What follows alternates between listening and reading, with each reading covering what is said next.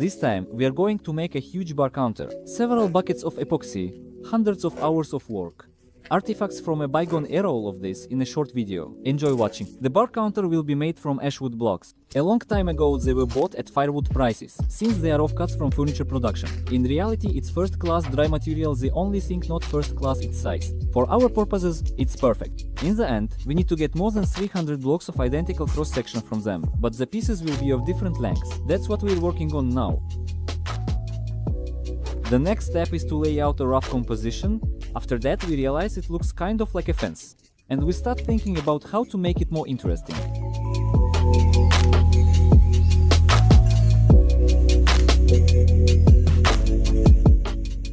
Pam.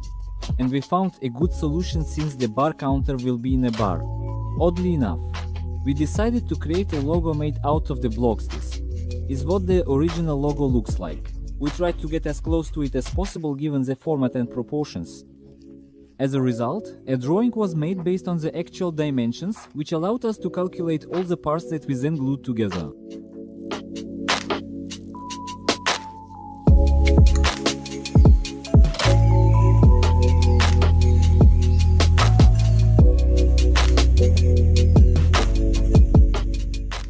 After a couple of days of gluing, we have a sort of construction set. Since the bar counter is over 3 meters long, we decided to do the final assembly right at the place where we would pour the resin. As a necessary precaution, longer wooden blocks were deliberately left at the critical joints so that they could be securely clamped together.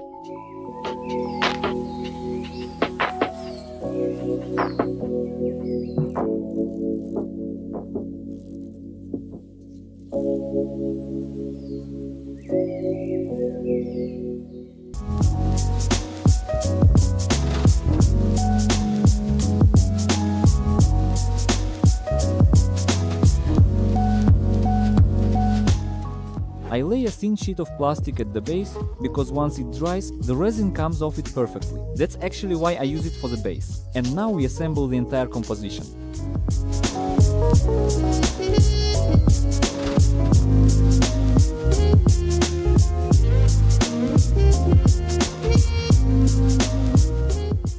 To press all the panels evenly, we load them down with whatever is at hand. As you can see, most often what I have at hand is epoxy. We build a simple formwork and coat it with silicone sealant, and then, using my patented technique, we spread it around with a finger well or in a rectangle, as in this case.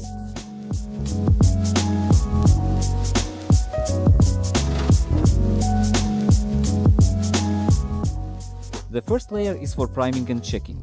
For this purpose, I use the product called Crystal Epoxy from Artline, since the pouring layer here is small and this resin cures in a day, which suits us perfectly.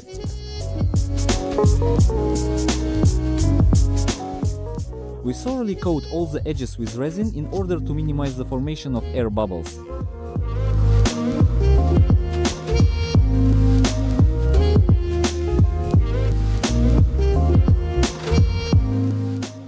The next day, once the resin has set, we pour in another bucket of the same mixture and arrange the fillers.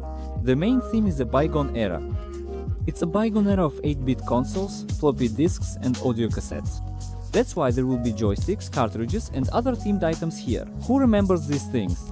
Or even knows about them at all? What's the connection between a pencil and an audio cassette? Let me know in the comments. Let's see how many old-timers are here. Once all the fillers are arranged and the resin has set, we mix up a decent amount.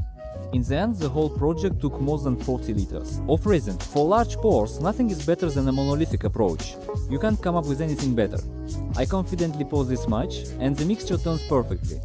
The bubbles come since the mixture takes 7 days to cure. From experience, I can say that you should keep mixing the first batch until all the streaks disappear. Here you can clearly see what I'm talking about. This is just one of the essential components that hasn't yet fully mixed with the others. And once all these streaks are completely gone, you can pour the mixture into a second bucket and mix it again. That's the correct way to mix resin. And properly mixed resin can be confidently poured into the mold, which is exactly what I'm doing.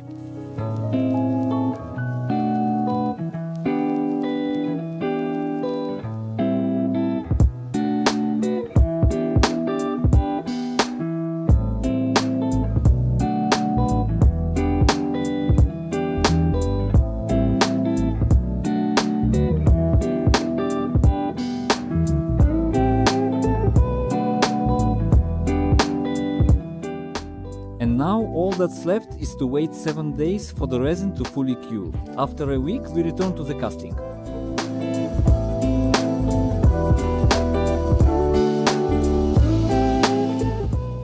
Now we just need to level the surface and achieve the exact dimensions. For this we use this kind of CMT router bit. I talked about it in detail in one of my previous videos. Back then we used it on a CNC machine, but today we'll be using a handheld router. This is a powerful router from Triton, and that's very important, because not every router can handle a bit like this. From my experience, simpler routers often can't even hold a bit like this securely, and that's definitely not safe. Specifically for this purpose, a carriage and guides were made, since the size is non-standard. So this is the only way, pass after pass, hour after hour. By the way, when working with this much epoxy, winter seems to come much faster. Here's another popular saying for you. Yes, it's hard. Yes, it takes a long time, but it's worth it. Just look at the result. All that's left is to sand it and apply varnish. But first, we need to trim it to size. And since the guides and carriage were made specifically for this project, we decided to make full use of them. Using a spiral bit, we give the tabletop precise dimensions. First, we make a small groove and starting from it, continue working.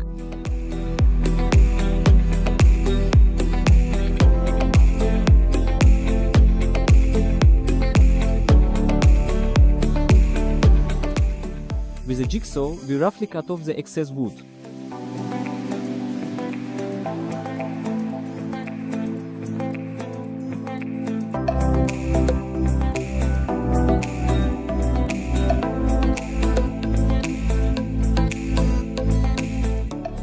And in the next step, we'll use a template bit to remove the remaining material. By the way, here you can clearly see how its blades are positioned. That's exactly why it cuts cleanly and effortlessly. In fact, words are unnecessary here. You can see everything on the screen. The bit produces shavings, not dust and chips. That's the sign of a proper bit. And keep in mind we are working on the end grain, which we process again after routing. With this clever little machine,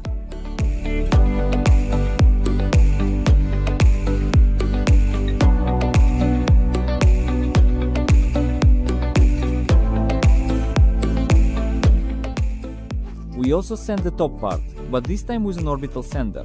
And so, for many hours, starting with coarse sandpaper and finishing with fine, until we reach grit 400.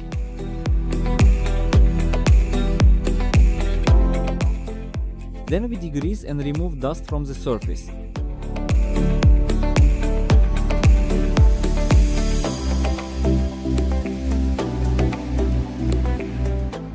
We apply a clear glossy varnish. This is automotive varnish, applied in a couple of layers.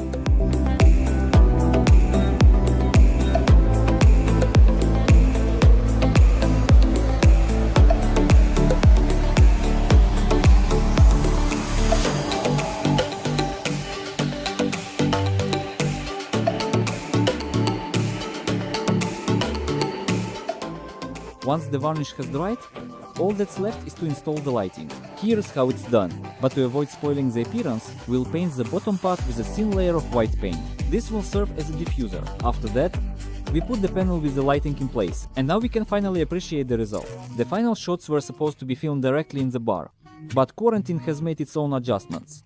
As soon as the place opens, I'll definitely talk about it in one of the upcoming videos. Thank you for watching, and may your axe stay sharp.